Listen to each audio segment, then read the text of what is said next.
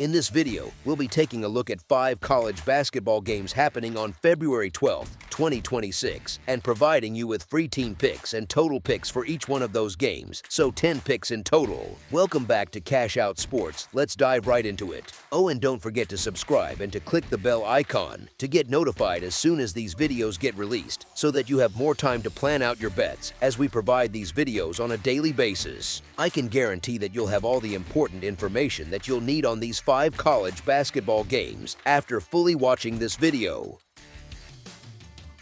One more thing before we start. If you would like to gain access to our best exclusive sports picks to take your journey to the next level, then check out our Patreon in the link down below, where we offer our best single picks, parlay picks, and much more. Now let's get started. Hofstra versus Charleston. Charleston and Hofstra walk into this rematch with mirror records, each sitting at 16-9-0, but their routes to that line in the standings have felt very different. Charleston has just been punched in the mouth at home by UNC Wilmington, a loss where the Cougars had to watch the team above them in the table celebrate in their own building, and that kind of sting usually lingers a bit longer than the stat sheet suggests. Hofstra, on the other hand, has surfed a wild season of mood swings, ripping off a long winning streak, crashing into a skid, and now rebuilding momentum again with a string of convincing results, which sounds great until you remember how quickly their form has flipped before. The first meeting a couple of weeks ago at Hofstra told you a lot about how these two actually fit together on the floor. Charleston started that night like they had jet lag, bricking early looks and staring up at a double-digit hole while Hofstra's offense looked free and confident in their own gym. Then the Cougars did what good, stubborn mid-majors do in February. They cranked up the physicality, turned every cut into contact, and slowly dragged the game into something that looked more like a street fight than a shoot-around. By the time it was done, Charleston had walked out with a 2-point win, having flipped an 11-point second-half deficit into a lead by leaning on toughness, patience, and just enough late shot-making to quiet the building. Back in Charleston now, the Cougars get to lean into the thing that defines them best, that home crowd and TD Arena, and a style that feels like it was built in a weight room. Their profile is pretty straightforward. They play through the paint, attack off the bounce, and force you to defend without fouling for 40 minutes, which is easier to talk about in a film session than to actually survive when you are the one absorbing the hits. They generate a healthy amount of free throws relative to their shots from the field, and they crash the glass hard enough that even when the first look is shaky, the possession does not necessarily end, which is exactly the sort of thing that wears on a defense that has to travel. There is also the simple emotional piece. This is a team that just watched first place slip a little further away on national television, and human nature says you respond to that kind of night with an edge, especially when the next opponent is the one you already had to claw past on the road. The Cougars are not at full strength, and that actually matters in how you read their season. Mr. Dean is gone for the year with a torn ACL, and that cuts into their on-ball pop and their perimeter depth in a way that never shows up cleanly in the box score but absolutely shows up in substitutions and fatigue.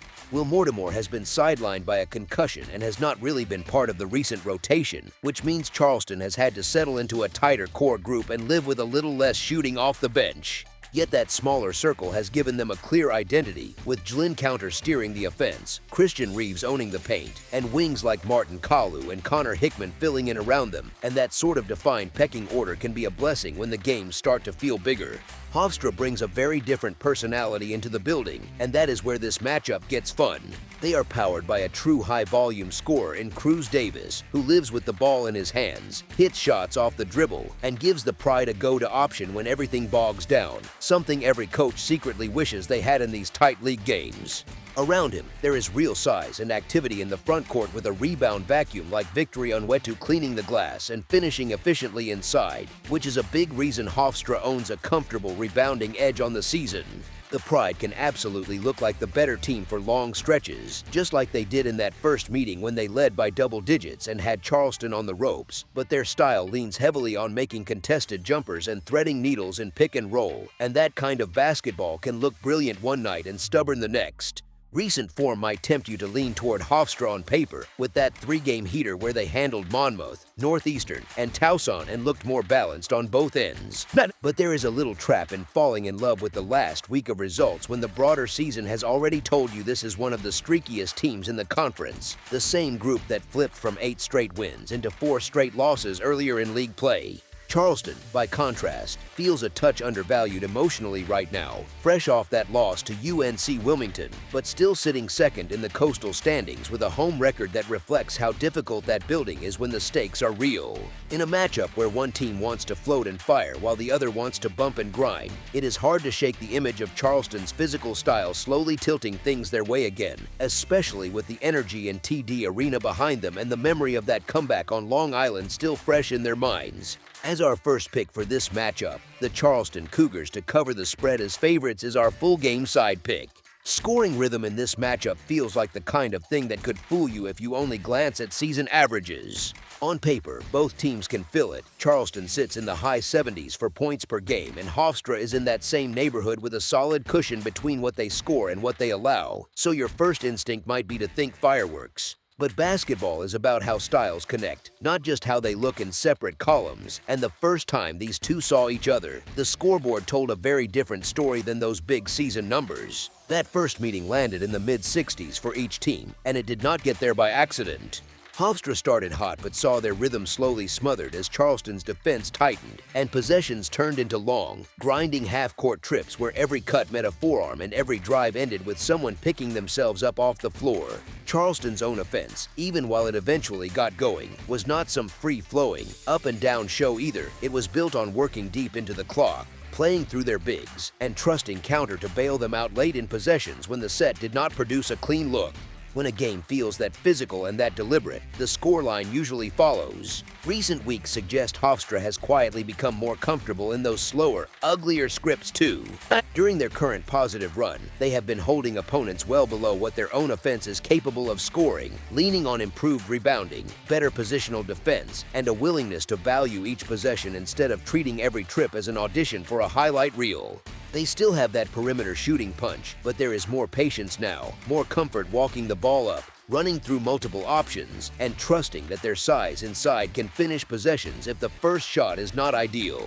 That version of Hofstra does not scream track meet. It looks more like a team that understands how valuable a low-possession rock fight can be in a tight conference race. Charleston's own numbers back up the idea that their games lean toward effort and attrition more than speed and space. They score well enough, but they do it with a heavy dose of drives, post touches, and trips to the line, and they shoot a fairly modest percentage from three, which means fewer quick strike possessions and more time spent in scrums around the rim. Those long sequences where a Cougar guard gets downhill, takes a bump, and either earns free throws or creates a second chance for Reeves or Michaud are great for wearing out a front court, but they also chew through chunks of game clock almost without you noticing. If Hofstra answers by patiently playing through Onwetu and working their way into clean perimeter looks rather than rushing, you end up with a game where both sides respect each other's firepower enough to slow down rather than push the tempo just for show. There is also the calendar to think about here. We are deep enough into league play that every possession in these head-to-head battles matters for seeding, and coaches usually show that by shortening the bench, leaning on their best defenders, and living with a few more grinding offensive trips if it means controlling the flow. Charleston just played a high-pressure home game against UNC Wilmington where the opponent walked in with a similar bring-every-hit-you-have mentality, and that one still finished with a manageable total because of how methodical both sides were once the game settled in. Hofstra knows exactly how uncomfortable Charleston can make life when the Cougars dig in, and it is hard to imagine them wanting to turn this into a full-speed race after they just saw how dangerous that physical approach can be when it flipped the previous meeting on its head. If you picture this game late in the second half, it is easy to see both coaches walking the ball up, calling sets from the sideline, and trusting their defenses rather than encouraging quick jumpers that could swing momentum in a blink. Free throws will come, offensive rebounds will matter, but the overall feel project's closer to another tense, possession-by-possession chess match than a loose, no-conscience shooting contest. The first clash between these two gave us a blueprint for what happens when their identities collide, and nothing in the week since suggests they are suddenly going to trade that in for a run-and-gun track meet with everything on the line in the standings. As our second pick for this matchup, under the projected total is our full game total pick.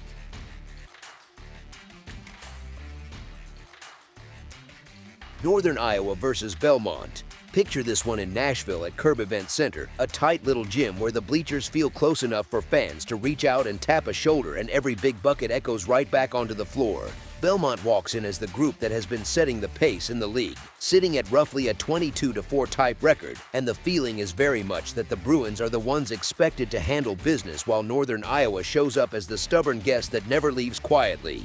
The matchup is really a personality clash because Belmont leans into a smooth, efficient offense that loves rhythm and space, while Northern Iowa is the slow, patient grinder that stretches possessions and treats every trip like a half-court puzzle. Most analytics and simple eye tests agree that Belmont belongs near the top tier on offense, with tempo that runs a little faster than average, and Northern Iowa lives on the other side with a defense that stacks up with some of the better groups in the country and a pace that sits comfortably in the mud. We already saw a preview when these two met back in early January in Cedar Falls, where Belmont stepped right into Northern Iowa's methodical style on the Panthers' own floor and still walked away with a double-digit win, landing in that 78-65 neighborhood on the back of hot shooting from the field and from outside.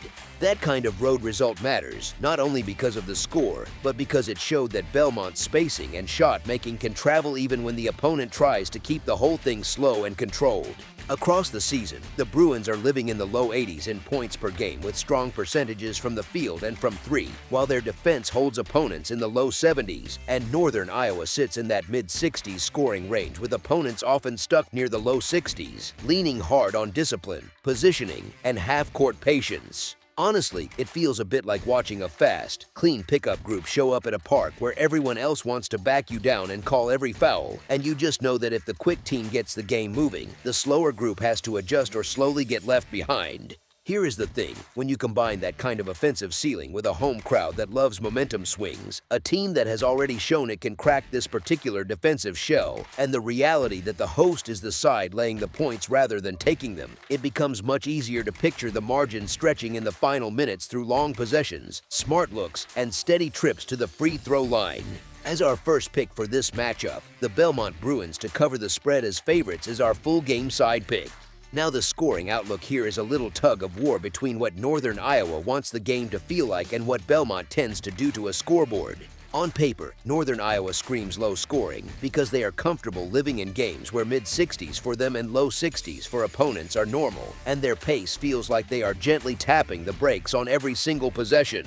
Belmont, on the other hand, is used to playing in contests that drift into the 80s for them with opponents forced to hang somewhere in the 70s, and that kind of rhythm naturally nudges totals higher than what a pure defensive group really prefers. The first time these two shared the floor, the combined number landed in the low 140s, already higher than you might expect if the slow tempo had full control, and that happened in Northern Iowa's own building with their crowd and their comfort. That earlier meeting hinted at a pattern where the pace might start out in Northern Iowa's hands, but a few made threes, a couple of quick pushes, and suddenly the game speed creeps up without ever turning into a full track meet.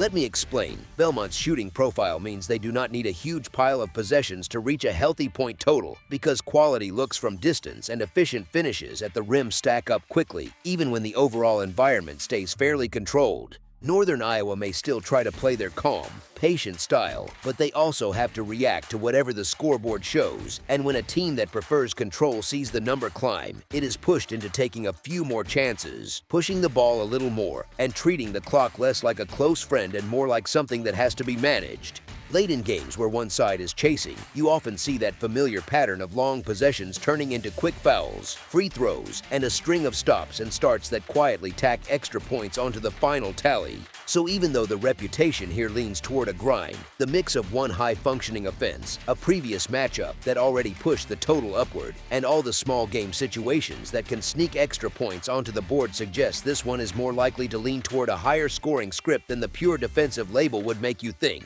As our second pick for this matchup, over the projected total is our full game total pick. Memphis versus North Texas. Memphis walking into Denton again feels like one of those classic spots where the odds makers are quietly tipping their hand. On paper, you have a road team that has taken its lumps away from home facing a group that usually feeds off its own building, the student section, and the comfort of familiar rims. Yet that small favorite tag sticks with Memphis, which tells you the market is not really buying the surface-level story. Memphis plays with a style that tends to travel when it is locked in, even if the record outside its own gym does not always show it right away.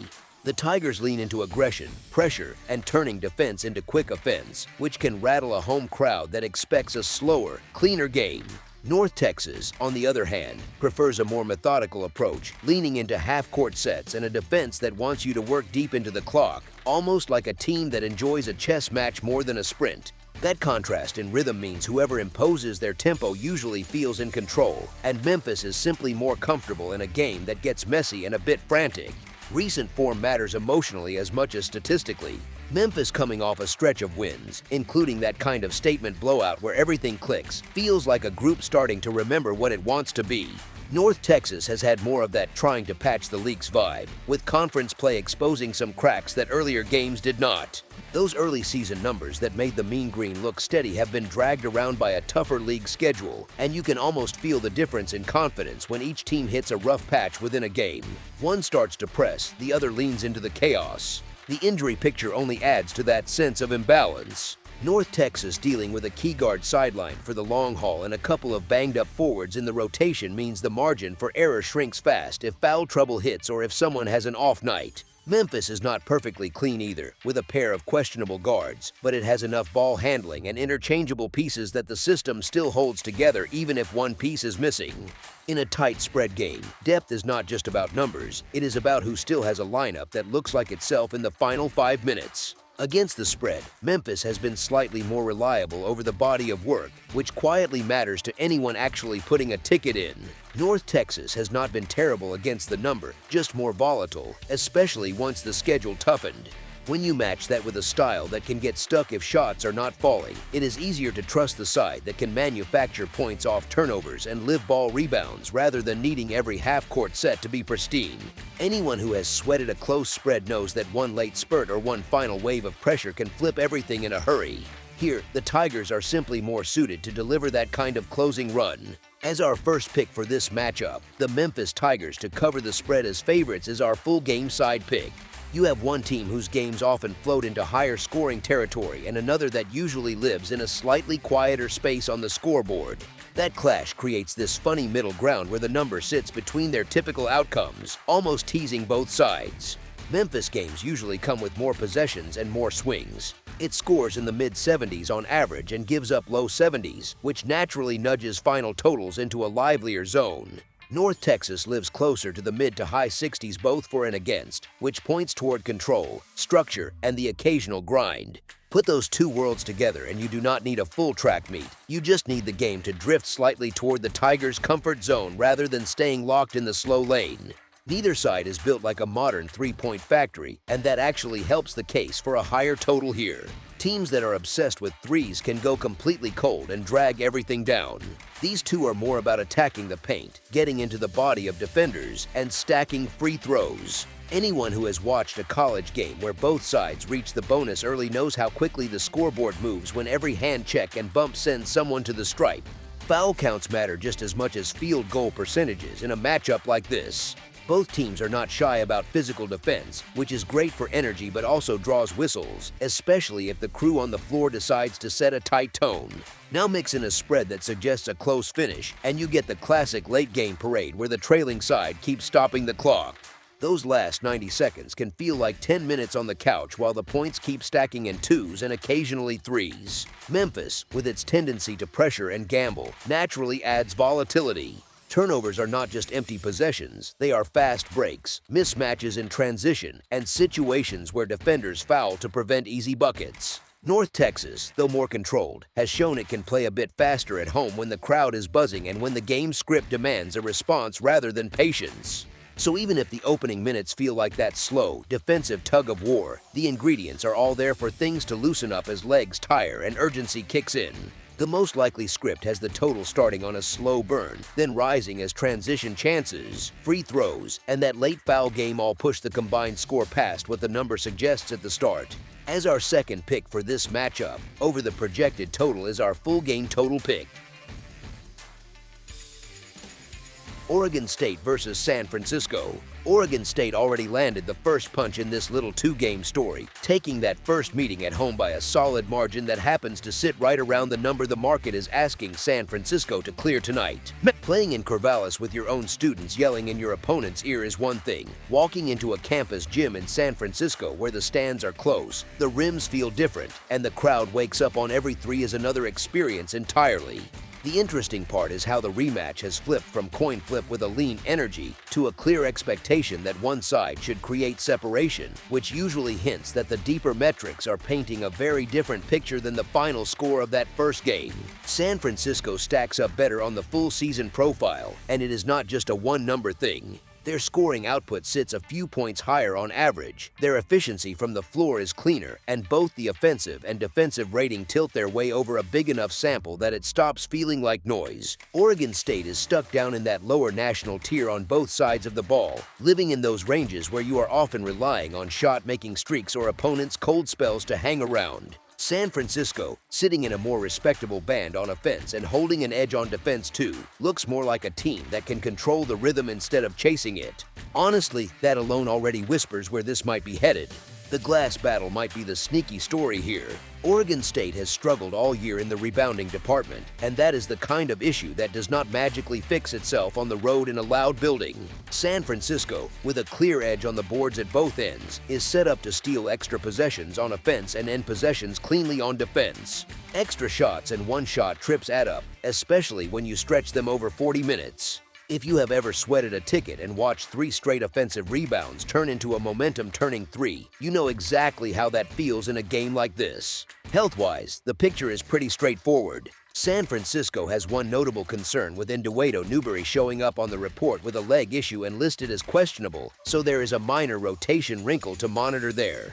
Oregon State, on the other hand, comes in with no major injuries reported, so their usual rotation pieces should all be available. That effectively leaves San Francisco operating close to full strength with only that one lingering question, while Oregon State brings what it has been bringing all year. Putting everything together, the stronger underlying numbers, the more reliable efficiency, the advantage on the backboard, and the emotional charge of getting another shot after that December loss at home create a setting where the home side is not just trying to survive a tight one, it has several realistic routes to pulling away late and stretching the final margin. As our first pick for this matchup, the San Francisco Dons to cover the spread as favorites is our full game side pick. Oregon State's raw scoring average hovers right around that 70 mark, which sounds modest until you remember that its defense is giving up somewhere in the mid-70s on a nightly basis. San Francisco, on its side of the ledger, is living in that mid-70s scoring neighborhood with a solid efficiency profile and plenty of volume from beyond the arc. When one team tends to allow more than it scores and the other one regularly lives a few points higher with clean shooting, the math quietly leans toward a livelier scoreboard. Those comparison tools the betting crowd likes to check, the kind you might see on an odds screen or a stats site, usually tell a similar story. Oregon State lands in that middle band in points allowed and also gives up a respectable three-point percentage to opponents, which is not exactly ideal against a team that is comfortable firing from deep. San Francisco rates better than average in scoring, in perimeter accuracy, and in rebounding. And the offensive glass piece matters a lot here. Second chance points, kick-out threes after long rebounds, and putbacks do not sound glamorous, but they are the little cracks that let totals leak upwards. The Beavers are not an offensive lost cause either, and that is important. They shoot reasonably well from long range, they knock down free throws at a strong clip, and they are facing a defense that is good, organized, and tough, but not suffocating.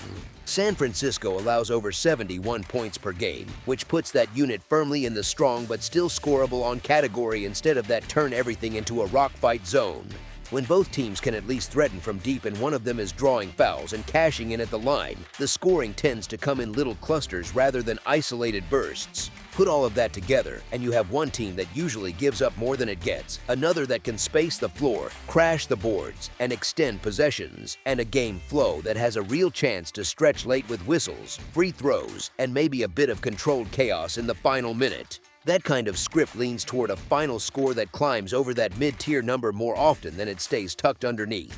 As our second pick for this matchup, over the projected total is our full game total pick.